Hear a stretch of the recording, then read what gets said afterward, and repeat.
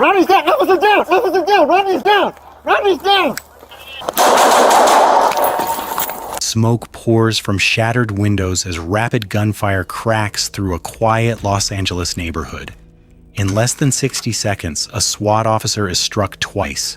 Once in the chest, saved only by his vest, and once in the face as a 9mm round slices straight through his gas mask. Radios erupt with panic. Officer down! Rodney's down! Outside armored vehicles line West 21st Street, while terrified families shelter inside their homes. What turned a routine welfare call into a full-scale standoff, and what pushed one man to wage war against the very people trying to save him. West 21st Street, tucked between modest family homes south of downtown Los Angeles, is usually quiet at midday. Children ride scooters along the sidewalks, gardeners push carts past narrow driveways, and most residents know each other by name. But on March 16, 2021, around 12:15 p.m., that calm was fractured by a pair of desperate 911 calls. One caller, a trembling aunt, reported her nephew, 36-year-old Jorge Cerda, was drugged up in the backyard holding what she first believed was a BB gun. Minutes later, another family member said he was firing a real gun into the air while relatives sheltered in a back house. Excuse me, we have a situation on West 21st Street. What's happening? I'm sorry? What's happening? Oh, it's happening. You know what? I have my nephew. He's in the back, and I'm not sure he has a BB gun. And I want somebody to come in, please. What is he doing now? I don't know, but he's all drugged up. Is this in LA or San Pedro? I'm sorry? Are you in Los Angeles or San Pedro? I'm in Los Angeles. Is he white, black, Hispanic, or Asian? He's Hispanic. He's in the rear yard? He's in the backyard. How old is he? He's in like 34. What is he wearing? I cannot describe him because I didn't went in there. It was my niece that went over there. What's his name? Jorge Cerda. 1 operator 326. Hi, yes. I want to report that there's a guy in the property with a gun. He shot up into the air. My family's in the back house. Okay, what's the address? It's West 21st Street. West California. 21st? Yes. Okay, can you describe the guy? First, is this in San Pedro or in LA? LA. Okay, and can you describe the guy to me? He is bald. I believe he's wearing a black shirt, and I can't recall the rest. Okay, and is this, you said it was West 21st Street, correct? Yes, Los Angeles, California, 90007. Okay, did you want to leave your name and number?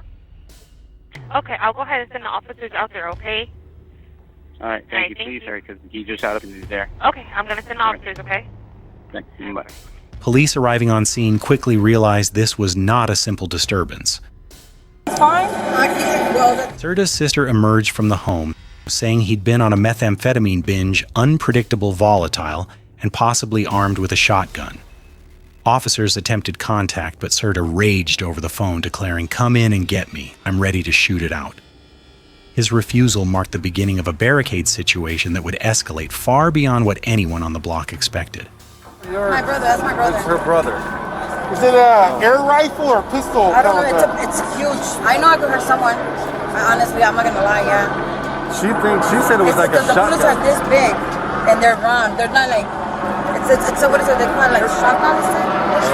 I don't know, it's pretty big, She's saying it's a shotgun now. There was no crime, okay? But there's people that call and they're concerned. So because they thought that there was, so we have to make sure there isn't. Okay, listen, you have a BB gun, right? People thought it was a real gun. Somebody called and they thought it was a real gun. Okay. Okay, I can tell you, but you gotta come out first. Is that fair? Dude, just come on out. No, we don't even want to do that, George. We're not even concerned about any record because you're not gonna go to jail. We just want you to step out. We're gonna talk to you. We're gonna make sure everything's okay inside the house, and we're leaving. That's it. I promise you. Okay, yeah. But the longer we're here, it gets worse. So, what's that? I promise you. Said he was in the backyard. It sounds like he's in the I'm Sergeant Koval. I promise you. You're not gonna go to jail. He does sound like he's high. He did say that he has a gun. So Are you there? Second? Yeah, just do me a favor. Just coming out. Just put your hands up when you come out. We gotta make sure you don't have anything in your hands. This was not just a family crisis, it was a public threat unfolding in a densely packed residential area. Children were evacuated, streets were sealed. The SWAT tactical team rolled in alongside crisis negotiators, armored vehicles and gas deployment units all racing against an unseen clock. Inside the house, a man fueled by drugs paranoia and a growing sense of doom prepared for a violent confrontation. Nosotros te queremos mucho, mijo. Tú estamos aquí, tu papá. Te estamos esperando que salgas. Sal, mijo, no te va a pasar nada.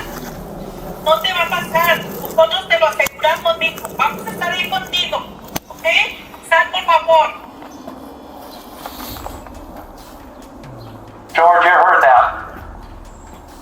You can hear the concern in your aunt. Say something. Hang on for a second now. Ask me to repeat what you just said. George, I can't hear you. Can you say that again?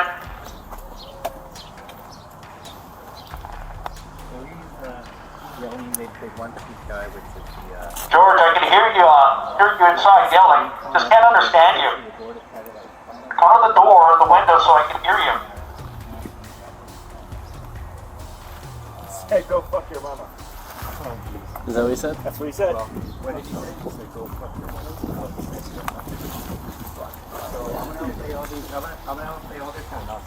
Hey, George. Your family's down on the corner. They're very concerned. They love you. Your aunt really loves you. He's at the corner. He's on the street right now waiting for you. He wants to give you a big hug. But the chaos that followed was only the beginning of a much darker spiral.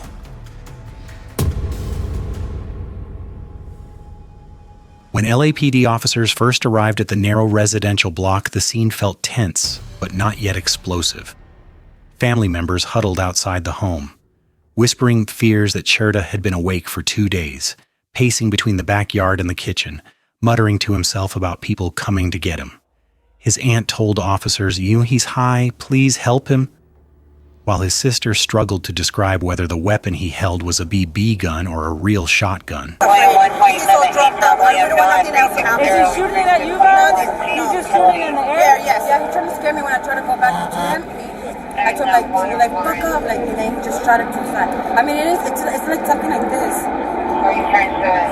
Okay, but he never pointed at you guys and threatened you guys? No. Nothing? No. Is he mentally ill? No. He's just high? Yes, he's just high. He's just high. He gets like that. I mean, if it's his BB gun and he owns it, and he's not threatening you guys, I can't do anything to him. If he's just, I mean... Yeah, he didn't do it, he didn't post it, but what's his name? George. Negotiators attempted to reason with him. Through his sister's phone, Serta's voice crackled with agitation. "I don't like cops. I'm gonna die today." Officers tried to redirect him towards safety, repeating, "We just want to make sure you're okay. No one wants to hurt you." But every plea only seemed to harden his resolve. Hello? Hey, George. Hey, this is Officer Science. You okay? This is Officer Science with LAPD. Are you okay? No, we want to make sure you're okay.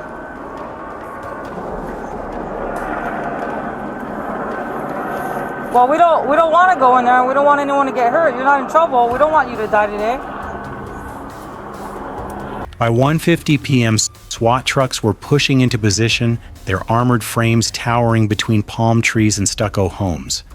Crisis negotiators played recorded messages from Serta's relatives, hoping to break through the paranoia. But Serta never appeared, only shouted from somewhere deep inside the house, his tone slipping further into aggression. Jorge, mijo, nosotros te queremos mucho, mijo. Sal, por favor, no te van a hacer nada, mijo. Nosotros estamos contigo, aquí estamos afuera. No te va a pasar nada, papá. Estamos contigo. Nosotros te queremos mucho, mijo. Todos estamos aquí, tu papá. Estamos esperando que salgas. Sal, mijo, no te va a pasar nada. No te va a pasar. Nosotros te lo aseguramos, mijo. Vamos a estar ahí contigo. ¿Ok? Sal, por favor. George, you heard that. You can hear the concern in your aunt. He's saying something. Stop. Hang on for a second now. Ask him to repeat what he just said. George, I can't hear you. Can you say that again? So he's yelling basically one chief guy, which is the George, I can hear you inside yelling. Just can't understand you. Go to the door or the window so I can hear you. Hey, go fuck your mama. Is that what he said? That's what he said. What did he say? He said, go fuck your mother. So I'm gonna play all their time. Hey, George. Your family's down on the corner. They're very concerned. They love you. Your aunt really loves you. Why was he preparing for a fight no one wanted? And what was happening inside that darkened home?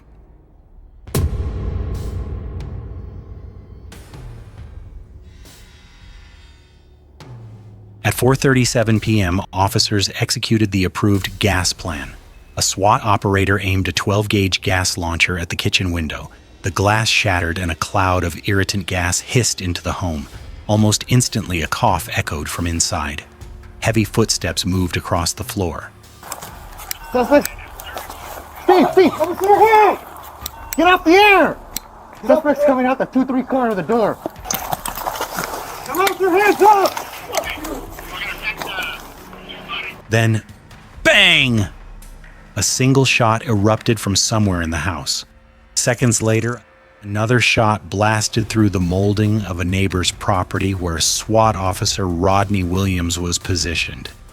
The bullet punched into the stack of rifle magazines strapped to his vest, stopping inches from his chest.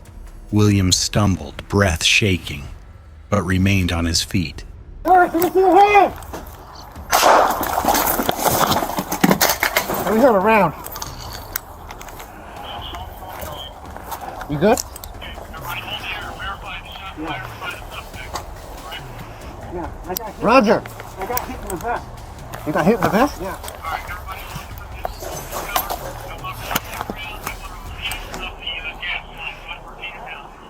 Rodney got hit in the vest. Serta screamed obscenities from inside before firing again. This time, a shotgun slug that tore through the kitchen window. Officers crouched behind vehicles and garden walls as splinters and dust exploded across the yard. Negotiators issued final warnings. Jorge, come out with your hands up. But Serta did the opposite.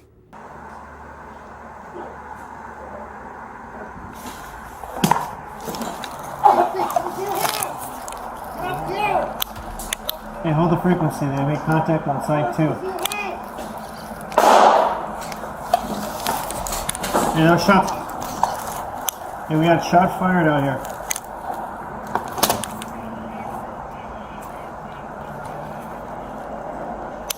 Yeah, roger that.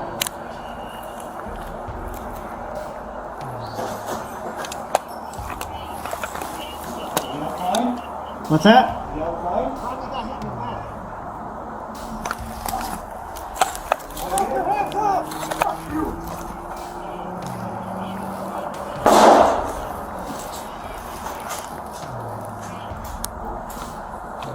At 4:41 p.m., he fired again this round-piercing Williams gas mask, slicing into his cheek and exiting near the base of his skull. Williams collapsed instantly.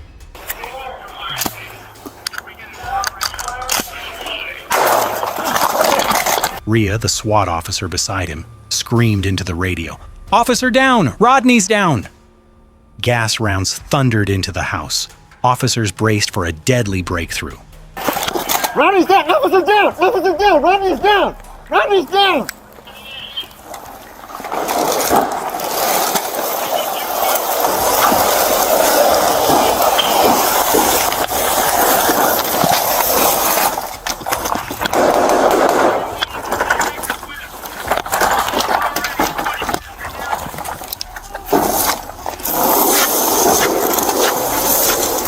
Rodney. Talk to me, Roger. Would Serta keep firing from inside, or was he about to come out fighting?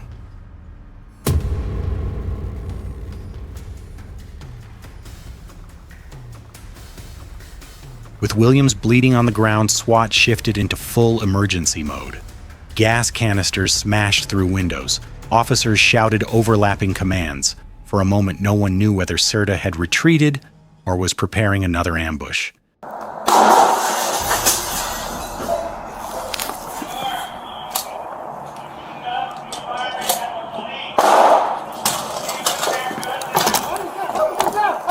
Hey, officer down, officer down. Ronnie got hit.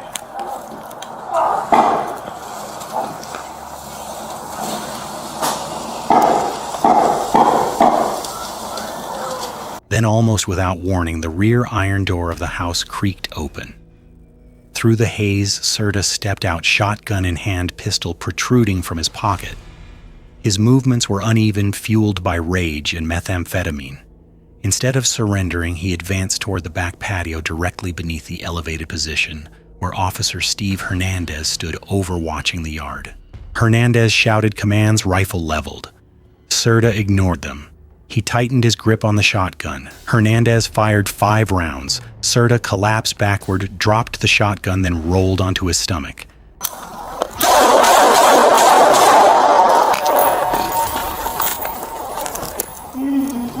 Yeah.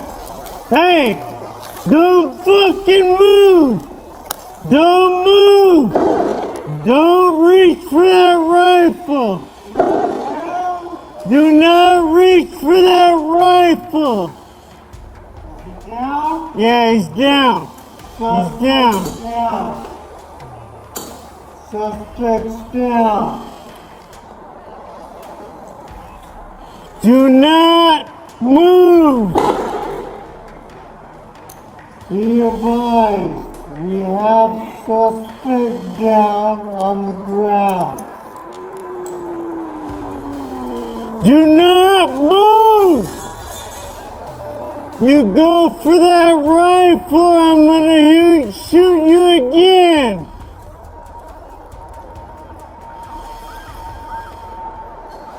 Officers rushed in, kicking the weapon away and handcuffing him even as blood pooled beneath his torso. Paramedics declared him dead within minutes.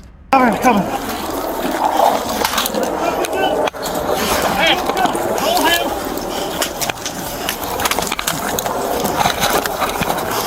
You got cuffs? You got cuffs?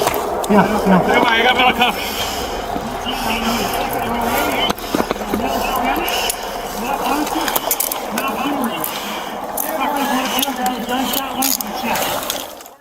Nearby, William shot in the chest and face was rushed to the hospital. His vest had saved him once. Luck saved him the second time. The block fell silent for the first time in hours. But how did a family disturbance transform into a lethal SWAT shootout? And what pushed Serta to that violent brink? In the days following the shooting, investigators pieced together the fragile mental state that had propelled Jorge Cerda into a deadly confrontation. Family members described a man spiraling into paranoia after a 2-day methamphetamine binge pacing through the home, muttering that someone was watching him. Toxicology later confirmed high levels of methamphetamine and amphetamine levels, known to trigger hallucinations, agitation, and violent impulses. Detectives learned that Serta had vacillated between fear and aggression throughout the afternoon. On the phone, he told officers, "I'm going to die today." A chilling expression of fatalism often seen in subjects undergoing drug-induced psychosis. When negotiators attempted to reassure him, he escalated, demanding, "Come in and get me, I'm ready to shoot it out." As investigators reviewed body-worn camera footage, they discovered that Serta had positioned himself inside the home to create unpredictable firing angles. 2 bullet holes through the kitchen window confirmed that he had fired both a 9mm ghost gun and a Kel-Tec KSG shotgun, a dual-tube weapon capable of rapid slug fire. Gunshot residue on both hands proved he had discharged multiple rounds. SWAT commanders later noted that every step followed protocol. Containment negotiation recorded messages from family de-escalation attempts, and only then the carefully planned gas deployment. The turning point came when Serta responded to gas not by fleeing the residence, but by targeting officers, striking Williams first in the vest and then in the face. Investigators concluded he demonstrated both intent and capability to inflict deadly harm. This raised a final haunting question. How many similar crises begin as simple family disturbances only to erupt into life and death battles because untreated addiction meets access to weapons? Within seconds of Officer Hernandez firing 5 controlled rounds, the confrontation came to an end. Cherta collapsed onto the patio, the shotgun still beneath him, a 9mm pistol protruding from his pocket. SWAT teams moved in, secured the firearms, and attempted medical aid. At 5:00 p.m., Los Angeles Fire Department paramedics pronounced him deceased. Officer Rodney Williams, shot once in the vest and once through the faceplate of his gas mask, survived with serious but treatable injuries. The district attorney later ruled the shooting lawful and justified, citing Cherta's lethal intent, his drug-induced psychosis, and his repeated attempts to kill officers during the standoff. This case is a stark reminder of how quickly a crisis can spiral when addiction, untreated mental instability, and access to weapons collide. One man's downward spiral put an entire neighborhood at risk and nearly took the life of a veteran SWAT officer. Moments like this highlight the importance of early intervention, community awareness, and supporting families who struggle with loved ones in crisis. If stories like this help you better understand real-world crime and the challenges officers face, consider subscribing, sharing, and joining the discussion below. Your voice helps keep these conversations alive and might even prevent the next tragedy.